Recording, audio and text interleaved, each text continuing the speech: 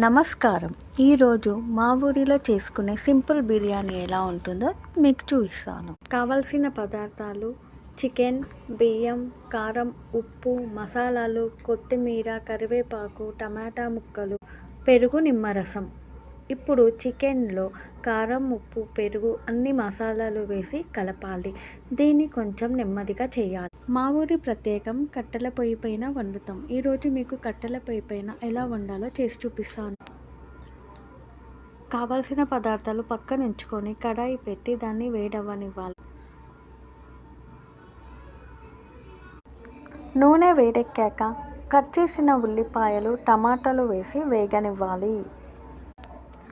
ఇందులోకి మ్యాగ్నేట్ చేసుకున్న చికెన్ని వేసి వేయించుకోవాలి. మరొక కడాయి పెట్టుకొని నీళ్లు, మసాలాలు, ఉప్పు, బియ్యం వేసి ఉడికించుకోవాలి.